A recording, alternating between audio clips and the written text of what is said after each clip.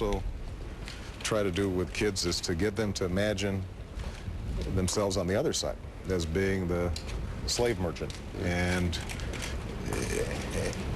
you know, that slave merchant might have loved their children and gone to that you know, place of worship up right above the dungeon, and get them to make sure that they're constantly asking themselves questions about whether they're treating people fairly and whether they are examining their own behavior and how it affects others. That's something you referenced actually during the campaign in your speech on race about your own wife, about Ms. Obama. You said that she has the blood of slaves and also slave owners. Right. How did she respond to being here? You know, I haven't had a chance to process it yet. I think, you know, we were both listening and talking to the children, but I can't imagine that for her mother who's with us, our children's godmother who's with us, all of whom, you know, are direct descendants of slaves, that seeing that portal doesn't send a powerful message of, you know, the kinds of emotions that must be evoked. On the one hand, you know, it's through this door that the journey of the African American experience begins, and you know, Michelle and her family, like me, draw incredible inspiration and strength from that African American journey. This is the door of no return through which hundreds of thousands of slaves were sent. And on the other end, obviously, there's a sense of what a profound sorrow must have been felt as people were hauled off into the great unknown.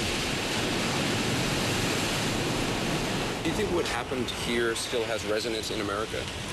That the slave experience still is something that should be talked about and should be remembered and should be present in everyday life? Well, you know, I think that the experience of slavery is like the experience of the Holocaust. I think it's one of those things you don't forget about.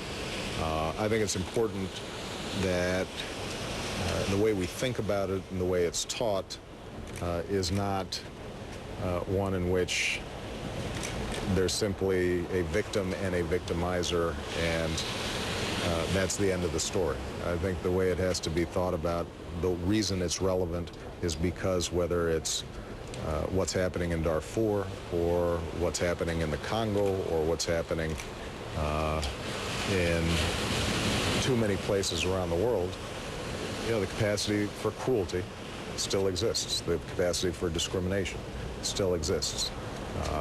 The capacity to think about people who are different, not just on the basis of race, but on the basis of religion or the basis of sexual orientation or gender, still exists. And so, you know, trying to use these kinds of extraordinary moments to widen the lens and make sure that we're all reflecting on how we're treating each other, I think is something that I want my kids to think about, and I want every child to think about.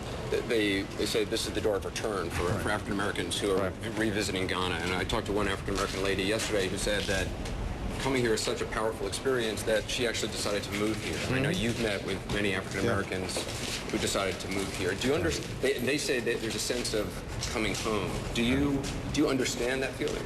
Well, you know, I will tell you, the first time that I traveled to Africa, I think that there is a special sense for African Americans of somehow connecting up with a part of yourself that you might not have even been aware was there. Now, obviously, for me, it was different because I was directly meeting relatives and learning about a father I didn't know. But I do think there's a sense for a lot of African Americans that it's a profound, life-changing experience. The interesting thing, though, is, you know, I've met a lot of white Americans who come to Africa and say it was a life-changing experience for them too. This is the home where everyone comes from. Yeah, exactly. And there is a powerful sense of of tapping into something very elemental about So once you Africa. come, you sort of always come back. Yeah, you do. So, but I do think that, you know, the spirit, particularly of a place like Ghana, where, you know, for all the difficulties it's still going through, the people are just incredibly open and friendly and welcoming. I think that makes a difference for a lot of people who, you know, maybe African Americans who feel somehow that they never fully belong. And the only thing I would say, though, is there's a flip side to this, which is I know an awful lot of African Americans who come to Africa, are profoundly moved, but also realize how American they are when they're here, and you know, recognize that they could never live here.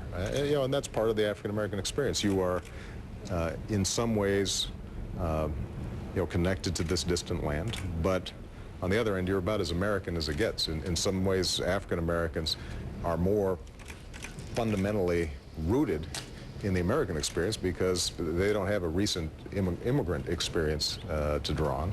It's that unique African American culture that has existed in North America for hundreds of years, long before we actually founded the nation.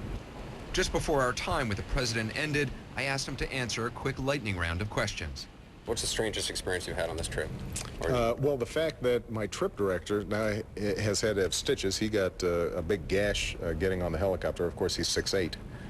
Michelle's assistant twisted her ankle, so we're having to give combat pay for these trips. What's the favorite moment your girls have had on the trip? Other than watching SpongeBob in their hotel. Is that it? Actually, you know what? My favorite experience was watching my girls interact with the Pope. You know, because you know, when you start seeing your kids growing up and they're being very, you know, courteous and, you know, thoughtful but unflappable in a setting like that, it makes you realize that they're not going to be around that long. And you're getting gray. Are you worried about it?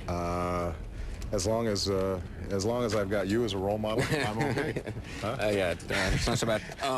We got you a gift. I wanted to give it at the end so people weren't saying that we were sucking up. I don't know how many presidents get this, but this is a traditional African shirt with your... This is nice. These are very popular right now. Well, you should have seen that there was a version with Michelle.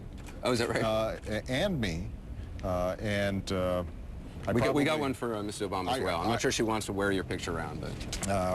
yeah, I think that we will have this as a keepsake, but you probably won't see me wearing this in the Oval Office. Thank you for your time. Thank you. Appreciate it. Appreciate it. Thank you so much. Quick program note.